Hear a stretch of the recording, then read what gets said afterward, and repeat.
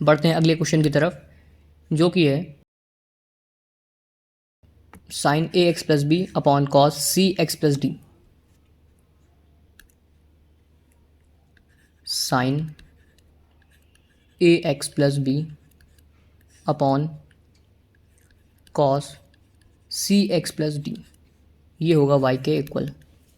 तो यहाँ पर हम देख रहे हैं कि यहाँ पर न्यूमरेटर और डिनोमिनेटर यानी अंश और हर दिया हुआ है, अंश और हर दिया हुआ है, जिसका फॉर्मूला हम लोग अवकलन करते वक्त लिखते हैं हर का स्क्वायर, हर नीचे रहता है उसका स्क्वायर, उसके बाद ऊपर हर डी अपॉन डी एक्स अंश, उसके बाद माइनस अंश डी अपॉन डी एक्स हर। यहाँ पर हम इसी फॉर्मूले का यूज़ करेंगे। तो d upon D x y बराबर डी अपॉन डी एक्स होगा साइन ए एक्स प्लस बी बटे कॉस सी एक्स प्लस डी।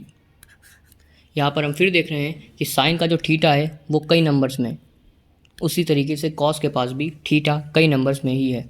तो यानी हम लोग इन दोनों को कुछ ना कुछ मान लेंगे। तो पहले लिखते हैं हर का स्क्वायर यानी कॉस सी एक्स प्लस डी का होल स्क्वायर। हम इस होल स्क्वायर को यहाँ पर कॉस और उसके थीटा के बीच में भी लिख सकते हैं, दोनों का मतलब वही होता है। फिर उसके बाद यहाँ पर होगा हर यानी कॉस सी एक्स प्लस डी, उसके बाद D upon D X sine ए x plus B minus sine ए x plus B D upon D X cos सी एक्स प्लस डी। ये होगा कॉस सी एक्स प्लस डी। अब यहाँ पर हम देख रहे हैं कि यहाँ पर साइन के साथ थीटा का एक नंबर नहीं है, तो इसको हम मान लेंगे टी के बराबर। ये हो जाएगा साइन टी, और जिसको माना है उसका एक्स के सापेक्ष फिर से अवकलन यानी D upon D X A x plus B minus, यहाँ पर भी वही काम होगा कि साइन ए एक्स प्लस बी को एज इट इज़ लिखेंगे क्योंकि इसका अवकलन हो नहीं रहा है, अवकलन हो रहा है कॉस का, तो इसमें लेट कर लेंगे v, क्योंकि कॉस के पास जो थीटा है वो भी कई नंबर्स में है जो कि फॉर्मूला नहीं बनाएगा, इसलिए कॉस v। और जिसको माना हुआ है उसका फिर से x के सापेक्ष अवकलन यहाँ पर d है, और अपॉन में वही चलता रहेगा यानी कॉस सी एक्स प्लस डी का होल स्क्वायर। ये होगा कॉस सी x plus D, D upon D T sine T का होता है कॉस टी, और उसके बाद D upon D X A X का होगा a, और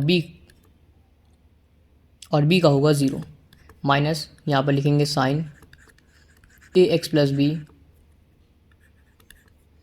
D upon D V cos V का होता है माइनस साइन v, उसके बाद सी एक्स का होगा c और d का होगा 0, अपॉन में एज इट इज़ वही होगा। फिर यहाँ पर लिखेंगे कॉस सी x plus D cos T, यानी कॉस टी माना हुआ था ए एक्स प्लस बी को, और यहाँ पर a लिखेंगे क्योंकि 0 का कोई मतलब नहीं है, माइनस साइन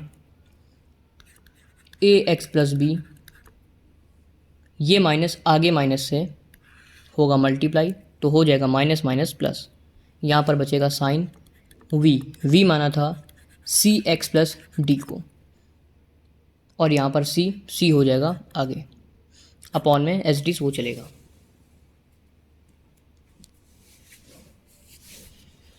अब यहाँ पर हम देख रहे हैं कि किसी भी तरीके से फॉर्मूला नहीं बन रहा है। फॉर्मूले का मतलब है कि अगर यहाँ पर कुछ ऐसा होता कि कॉस है कॉस बी प्लस साइन है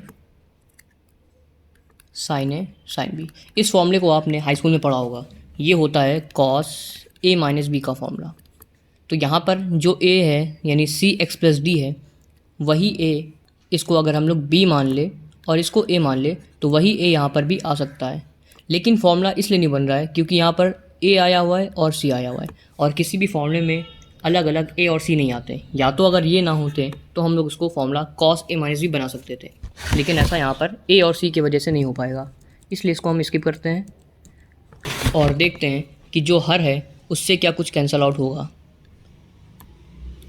तो एक बार हर इस प्लस वाले से पहले एक साथ लिख लेते हैं, और हर था कॉस सी एक्स प्लस डी का होल स्क्वायर, और एक बार कॉस सी एक्स प्लस डी का होल स्क्वायर लिख लेते हैं इस अंश के साथ। तो हम देख रहे हैं कि ऊपर नीचे एक नंबर कैंसिल हो जाएगा।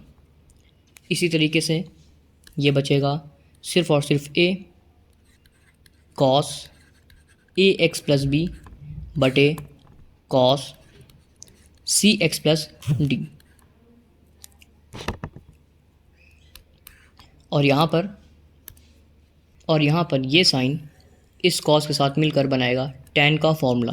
यानी एक कॉस को अगर हम स्क्वायर हटा के एक कॉस को फिर से लिख ले कॉस सी एक्स प्लस डी, तो ये साइन और कॉस मिलके बनाएंगे tan का फॉर्मूला, जो कि होगा tan सी एक्स प्लस डी, सी एक्स प्लस डी।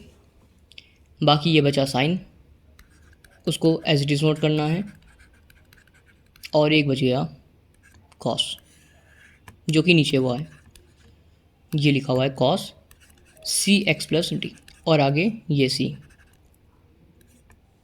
अब चाहे तो इसका हम एलसीएम ले लें या तो इसको ऐसे ही छोड़ दें, क्योंकि आगे अब सॉल्व नहीं होगा।